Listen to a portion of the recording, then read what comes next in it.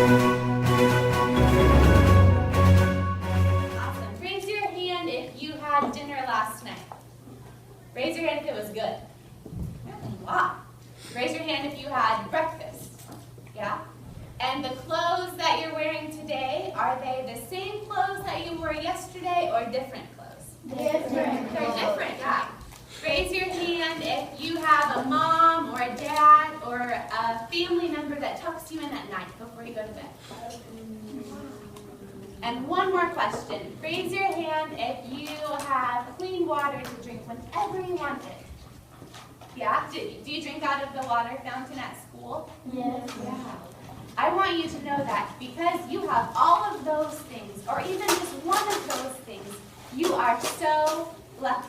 Do you know that? Yeah, you are so lucky because there are so many people across the world, or even here in America, that don't have all of those things. And so yeah, we don't really have them here in the Dallas area, but maybe you live somewhere else, yeah? Yeah, hurricanes are pretty scary, and a typhoon is the same thing as a hurricane, sort of. And so I was living here, and the typhoon that hit the Philippines last year, it was right here. So the storm was like this big. It covered the whole place. And so I had to pack up all my stuff in my house and drive up to like a higher ground because the winds and the rain were coming so hard.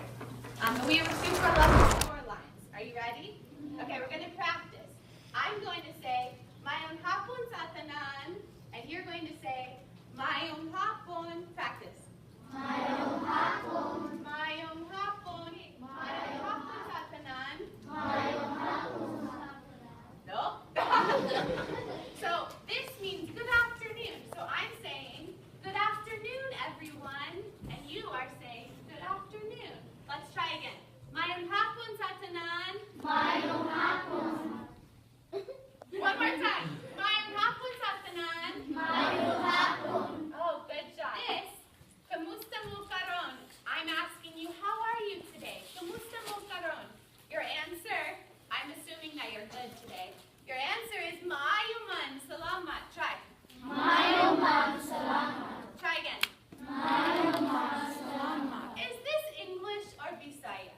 Bisaya. Okay, well, what I hear is maayo man, salamat. That sounds like English to me. Bisaya, maayo man, kamusta mo karon? Mayong man salamat. Oh, good job. Maayong hapon sa tanan. Mayong hapon. Kamusta mo karon? Mayong man salamat. So what you said is, I'm good, thank you. Okay, so I wanted to show you a little bit of things about the Filipino culture because you might know it's a little bit different than here in America, right? The kids would come to this place right here. They would take a shower. They could brush their teeth. We bought them clean clothes so that they could change their clothes. We feed them lunch, and then they have school. Prepared you, yeah, because they live on the street, and so a lot of times they get like big cuts and bruises. And when you, but now I know with all my heart that this is what I was supposed to be doing, and that's going to happen for you guys.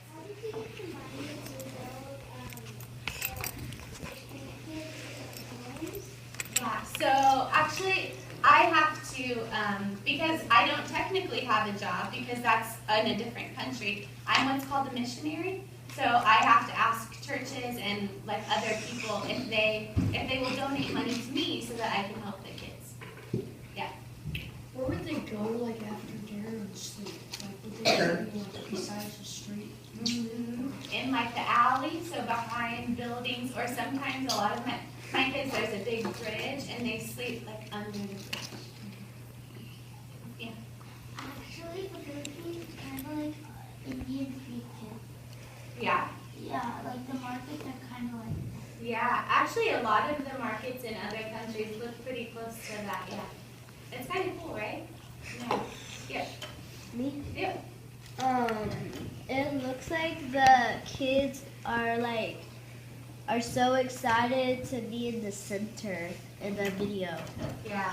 Because imagine before they didn't have anything at all. They always had to, like beg for food if anyone had like leftover food, if they would give it to them. And something that's really cool is that these kids, they never call their own. So the shoes on your feet, those are probably your shoes. And at home you have your toys and your bed and your, I don't know, pants. But these kids, they never had anything that they could say, this is mine. And so now, thanks to people who help me help them, I'm able to give them food and their own teddy bear and a different change of clothes that's actually theirs. And so they get so excited. They actually are about to celebrate Christmas in the Philippines, and they're each going to get their own present. And they never had that before. Or this past year, we celebrated all of their birthdays. But most of them didn't know when their birthday was. So I would come to the center and say, June, today is your birthday. And he didn't even know. And it was the first time that he ever got to celebrate his birthday, have a cake and have presents and have a day just about him. How long do you guys work? Like, how many days a week do you work at the centers? So that's kind of the cool thing about my life is that I'm always working. Like my whole life there is about the kids. But it just depends. Yeah, sure. Why are there so many A's in the city names? I don't know. It's a good question. That most of the city names come from people names. So I guess there's just someone likes A's. Yeah. So I am just home visiting my family and telling people about the Philippines for 7 weeks. And then after Christmas, I'm going back there. Because actually my home and my life is there. So we have Filipinos who, our teachers are Filipino, our social worker, and all of the staff is Filipino. So they're taking care of the kids while I'm at home telling you all about it. The person who taught you their language, was she Filipino? Yeah. That must be hard. Yeah, so it was very hard, very, very hard, because I've never even heard that language before. So for 6 months all day, and then 6 more months only in the morning, I had to learn about Filipino culture and Filipino language. It was very, very hard. But now it's worth it because I can communicate with the kids. I'm completely fluent in that language, so I can actually speak to the kids. Yep. And they want to know, the chicken, is it alive when you buy it? You can buy it alive or dead. It's up to you. I buy it already killed so that I can eat it. Thank you. Like, were you kind of, did you feel like it was that you couldn't adjust there? Yeah, so when I first got there, everything was really strange because the culture is very different from here. Like everywhere you go, when you go inside, you need to take your shoes off. But here, if you are inside the school, you need to keep your shoes on. So things like that. Oh, it's raining. Where do they go? Yeah, so they still have to sleep on the street. Hopefully they can find like an area that has a cover or something, but they can't even go inside buildings because the owners of the buildings, they think street kids are dirty and they're bad, so they don't allow them inside the building. That's why we really need to build that home so that they can live there. Is it hot or cold? Oh, it's so very, very, very hot. So this is very cold for me because every day, and there's no air conditioning really in most places, so every day it's like 95 degrees and I'm sweating. But I got used to that. I like that. So when I come here, I'm so cold everywhere. Did your tutor speak English? She spoke a little bit of English. Someone else in the virtual audience wants to know, how are the children selected? The children that are actually coming to the center and coming, how are they selected? How happens? So when I first moved to that city, we went into the center of town where I told you that's where we feed them dinner. So we went there and there's maybe 100 street kids just in that area. But we knew that we only had the money and the space to be able to help about 15 kids starting off. And so we wanted to just kind of go there and kind of look around and see if we could find just a group of 15. So when we sat down in one little area, we met 2 boys who are from one group of street kids. And street kids, they kind of hang out in gangs. So they already had a gang of 16 kids. And so when we met the first 2 boys, they introduced us to the rest of their friends. And some of them didn't, and so I'm being serious. So we just pointed on the calendar and made up his birthday because we don't know like when it is. So now, like June's birthday is June 6th. And because I just put my finger on the calendar and we just decided that was his birthday. So I have a refrigerator at my house, But I'm very, very lucky because most people in the Philippines don't have a refrigerator. So they go to the market every day and they buy what they want for lunch and dinner, and then they cook it. And then they go back the next day and get more. It looks like that, yeah. But if they keep their shoes on their feet and then they go to sleep, then people will come by and steal their shoes, and then they don't have any. So we taught them to sleep with their flip-flop here in their hand so that they're holding their flip-flop so nobody will steal their shoes. Because imagine what your life is like if you don't have any of those things and you are just trying to survive. So we need food and water to survive, right? Yeah. But imagine if your mom and your dad or whoever, they didn't give you any food. You had to find it somehow.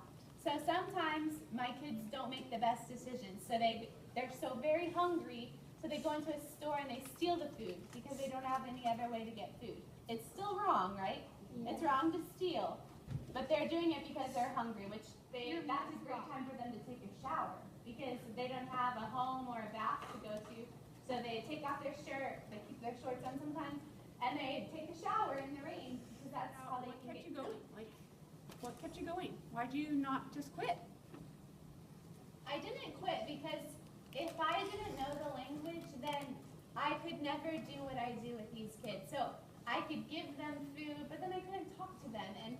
And my biggest passion is that I want them to know that I care about them and that I love them. And that involves helping them, like giving them water and food and stuff like that. But ultimately, I want to have a relationship with them. And so I knew. It's normally 12 hours. Right now it's 13 hours because of what's that called? Daylight. So $1 here is like 43 pesos there. Absolutely.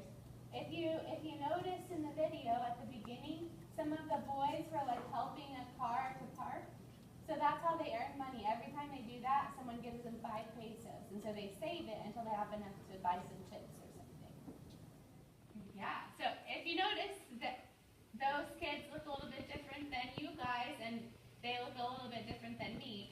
And I especially stand out. So naturally, my hair color is not brown. It's kind of blonde. Like when I go there, I'm very white, and I have light hair, and so everyone is staring at me and like yelling and wanting to take my picture. And so instead, I dyed my hair dark so that I look a little bit more like a Filipino. And when I'm there, I'm always outside, so my skin is darker. But yeah, I look a lot different than them, and I sound different. So even though I speak their language, my accent is different, and so sometimes they laugh at me. And so whenever they see a movie with the Americans in it, that's what they think that America is like. So when I tell people I'm from Texas, they all think that I ride a horse to school and I live on a farm. But that's not true, because I'm from the city, and I've only ridden a horse once in my life. But they see so much for listening and for learning about the Philippines and the kids and the people there. I love sharing it with